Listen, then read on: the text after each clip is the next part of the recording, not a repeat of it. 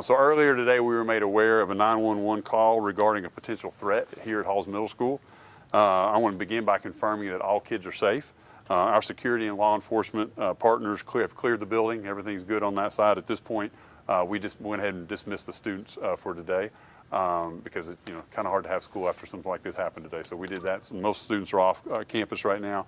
We'll be meeting with the staff in a little bit just to talk to them for a second. So we have also been notified by the Sheriff's Department that 911 call was a hoax. And so we're very thankful for that, and that's definitely a blessing.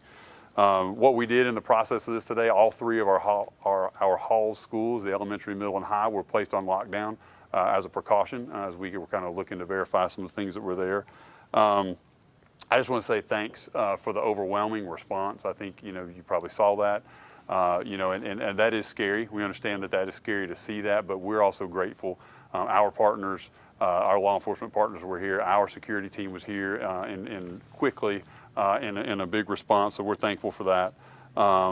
And they, for us, I'll just say this from being in my truck driving over, like this was real. What we got was potential for a threat of some pretty serious harm, and so that was real to all of us until we were all here and confirmed again, and the Sheriff's Department cleared that. So I think you saw just the response and what we're capable of doing, what we need to do to make sure everybody's safe.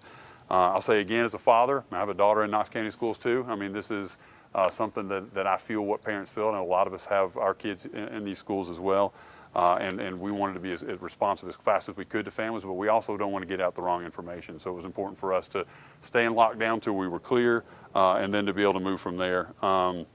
We were able to work seamlessly with our law enforcement to secure the building. We arrived, actually myself, as I arrived on the scene, I was stopped at the door and said, "Who are you?" And kind of superintendent, kind of I need to get into the school. But I appreciate that. I mean, that's what we should be doing. No one's exempt from that. I want to say on every turn, Principal Strickland and her team did a great job from initial call fall protocols the way they should be done. Again, I want to say our law enforcement partners from the Sheriff's Department, our security team, responded as well and took care of everything they needed to. From our timing, from the minute that we got the call, received the call for that, it took us 46 minutes to when we were notified to know that the buildings were cleared and that the threat had been taken care of at that point. And again, I want to say as a leader of the school system how reassuring that is to me as a dad, as to our families. I think you should be reassured as well. That's a pretty impressive response, and that's what our families deserve, and that's what we expect of our team. So I thought that was great. We began the school year talking about safety. Even this week, we've talked a lot about safety with travel. This is another one of those examples where safety is the top concern for us, for our students. And I think, through weather the last couple of weeks, and now today we see in the safety response that we showed that. I think it showed today, too, the preparation that we have because we did think it was live, that how fast we went to protocols, and you saw what we're capable of being able to do, again, with our partners. I want to close just by reiterating, kids are safe. All of our kids are safe. Our schools are secure. Families, thank you for your patience. Thank you for trusting us with your students. Please continue to do that, and we will continue to work hard to earn that as well. So with that, our senior team's here. We have Chief Perryard, who's over our security department here. Dr. Garfield Adams, who's over operations side, it would be transportation, also security, and Dr. Keith Wilson, who's over our academics. So if there are questions, we'd be happy to take those. Did you all also at time put the Gibbs schools on lockdown too? We had parents reaching out to us that they were also under lockdown today. Well, we did, and I'll say something. Chief may want to follow up with that, but so it's not uncommon for us. Our protocols go pretty far. I think outside of just the Gibbs schools, there were other peripheral schools as well, besides just the two Hall schools that went into that. Those are some part of ours that get into details, our safety protocols. The Gibbs situation was something that the Sheriff's Department was involved in, and is really something that is part of their investigation and their follow-up on that side. But that is true. We confirmed that happened today. I want you to put your dad hat on again. You mentioned, yeah. And have mentioned before, you have a kid in Knox County Yeah. Schools. Not as superintendent, but as dad. And gentlemen, if you all also want to chime in too. As a dad, when you hear that there could be a shooter in one of your schools, your first reaction, what goes through your mind? I think for me personally, the first thing's a prayer. It's just, you don't want to think of what could be there, and so you just go, okay. But we're the people who need to respond to that. I quickly, confident after you have that second, right, to know that we prepare for these things. I know Chief and Dr. Adams, and I've been part of those drills and part of what we've done to be ready for that. And so you have to fall back on that then and trust all of the hundreds of people who've been involved, and the agencies from the FBI to the Sheriff's Department to Knoxville Police Department when it's something in the city, and we go, okay, like, let's go. Like, we need to move forward and do this. And so I think on the drive over here it was that way. I mean, my senior team was with me in the car coming over as fast as we could, and that was our conversation, 5 phones going at one time, getting certain things. And there is those few minutes of just uncertainty that you don't know what's going on, and that's not a failure in protocol. That just is what it is.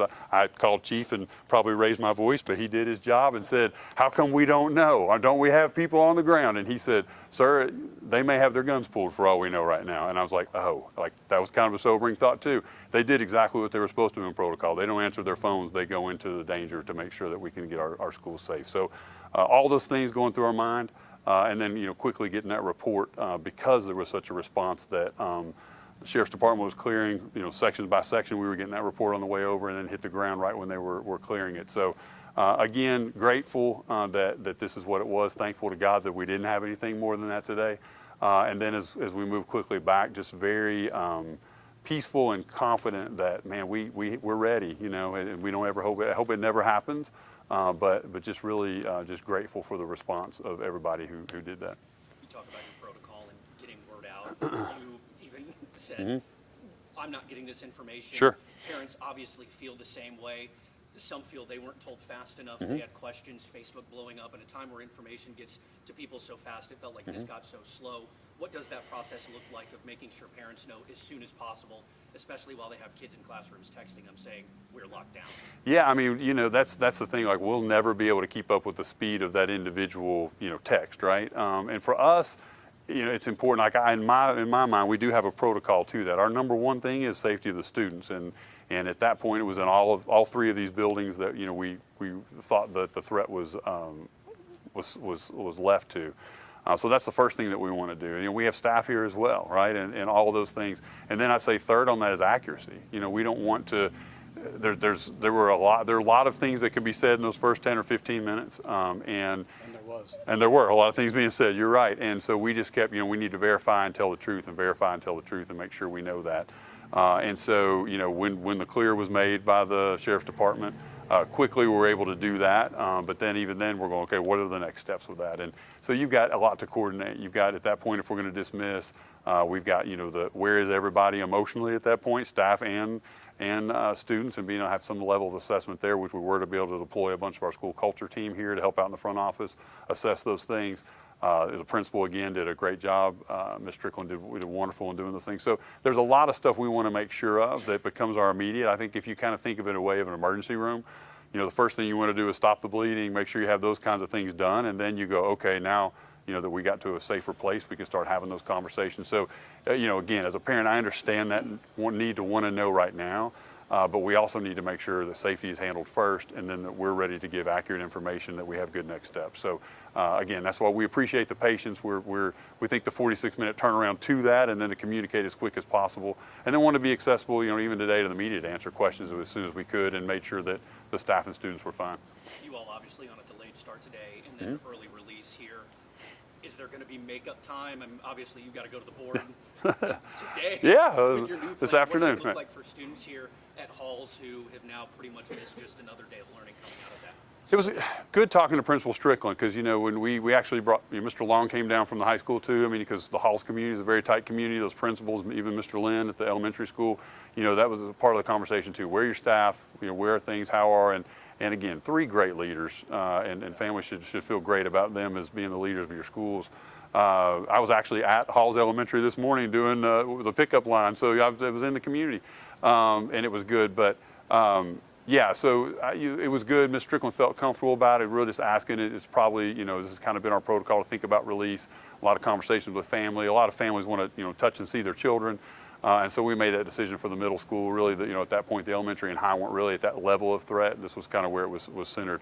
And then, that was probably the best way to to handle it from there. So moving forward, we do have our school security, our school culture team, who actually was on the ground, about 8 to 10 members. That's kind of our protocol too. They'll follow up. They'll be here again tomorrow for any council support, for staff or for students who want to process through that and be there. And we'll stay here as long as they kind of continue to monitor that until that's not needed. So I know they were part of the conversation pretty quick, and once the kids were in good place, they actually started helping out with checkout and things like that too. So we'll continue to provide that support.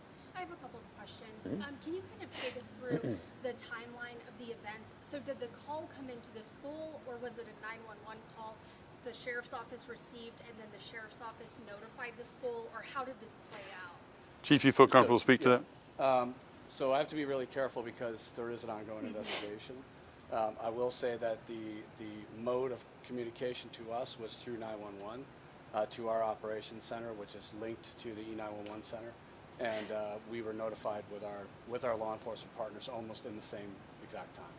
So we had folks pre-positioned here with KCSO and I just wanted to say first, hats off to my KCSO partners. They did an amazing job.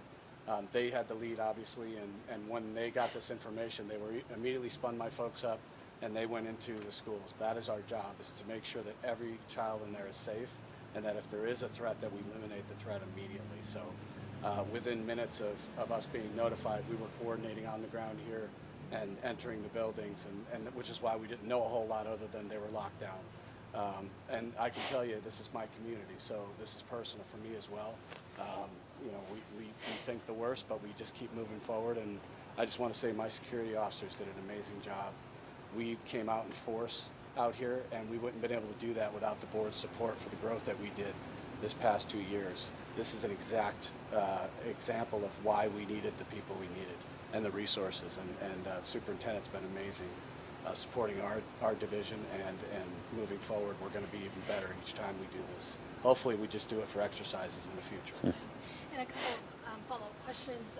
Are there school resource officers here, and about how many agencies responded and which agencies did respond? So I can tell you, I won't tell you how many there are school resource officers here on campus, but I won't tell you the deployment out of the respect of my partners. But I will tell you that our officers work every day here on campus, as we do on many campuses. We train together. We actually did 2 exercises that were very similar to this, eerily similar, to 2 high schools this past year, where we practice interoperability, making sure we're all on the same page. We clear the buildings exactly the same. So we were one fluid team. We attach to our partners, and we move forward. So yes, there is pre-positioned folks here, both on the campus and in the area. We actually had patrols of the area that were able to respond within minutes to the site. So we had over, I can tell you from our perspective, we had about 13 officers here within 20 minutes. So. And, as a superintendent and parents yourselves, how does that make you feel, I guess, knowing that, God forbid, something like that does happen, but the quick response, and that knowing that officers are here on campus or just right down the corner as well? Yeah, I think the best thing we can do for safety, and time again, we've talked about snow, we talked about transportation, all these things are part of the safety plan that we talked about at the beginning of the school year before school started. The best thing you can do is be prepared and practice, stay up on the latest research. Chief does a great job of that. The relationships that he has and that I've gotten to meet through be it the FBI, be it even Secret Service, all these kinds of folks that have been involved in things that we've done in drills and been part of. It's not just kind of like one of those check the box things. They are living relationships. Sheriff Spangler, Chief Noel. On a regular basis, conversations with those folks, and we all learn together, because if we don't have that level of communication, we can't keep everyone safe. Chief, can maybe you speak to this? Something like this, a hoax call, especially one of this extent, it's not a prank. This is a crime. Yes. So just the seriousness of, you could get in a lot of trouble for this. Yes. This isn't just a little prank. Yeah, I spoke to the board on this early, I think last year, about the seriousness of these types of incidents, where it's a crime, and the sheriff takes it very serious, the DA's office takes it very serious, and we're all in the same, singing in unison, that if you do things like this, you will go to jail. We will treat you as if you shot the school up yourself, because there's no dividing line there. You're responsible for you know, all these kids being scared and locked down, and all the resources being spent and scaring people, and it's a terroristic threat. It's no different than if a terrorist group, international group, called our school and did it. So I want parents to understand, talk to your kids, tell them about the seriousness of saying these things, even if because there's no such thing as a joke when you're threatening to hurt others. So. Superintendent, can you just talk about the decision you all made to release the students early after something like this? Yeah, I mean, you know, that's we again think through those things and work a lot with the school administration too to kind of see where things are. You know, we deal with levels of threats. You know, I don't say every day, but I mean with 91 schools and 60,000 kids, you get some of those, and some go to a different level. I mean, today's obviously was more than, you know, somebody randomly calling in a bomb or something like that. That you know we still take serious and we look at, but we can quickly sometimes make those non-credible. And so I think it just depends on the degree of what that looks like, the disruption to school. I don't think we did something similar at West last year when we had that. And, you know, when you know that there's probably not learning going on that day, you know, you need to make sure you're taking care of the emotional well-being of the staff and then also the students and the families. You know, again, like I said earlier, they want to see their kids. I mean, I would want to see my daughters, and you know, after this happened today. So we're aware of that, and I think we, you know, make the right call when it comes to those kinds of things. Anything else we left out you all feel like you need to address? I think we're okay. Okay. Chief, real quick, can you state and spell your first and last name for us, please? Sure, it's Jason, Jason, Perriard, Perriard. And then your title with KCS. Chief of Security. Sorry, I have another question. You're fine. Sorry. Yeah. Sometimes when there's a hoax call, another one happens and another one. Any extra precautions that you all will be taking, you know, from today moving forward to prevent this, have extra eyes out, anything like that? What you're describing is the contagion effect? Yeah. Yeah, absolutely. We always plan that there's a possibility for copycats, but our plans are our plans. We treat everything as a threat, and we can't afford to be wrong. And every single time we're going to respond with the most amount of resources we can muster to make sure that every one of those kids go home to their parents. So regardless of whether it's a hoax or not, we treat everyone as a real deal every single time they happen. Y'all are good, we're good. All right. Thank you, guys. Thanks for being here too. We appreciate really it. Appreciate it. And the rain held off, so we're good. Yeah, we got No? Yeah, that's okay. Oh yeah. Thank you, sir. All right. Thanks, man. Get out of here.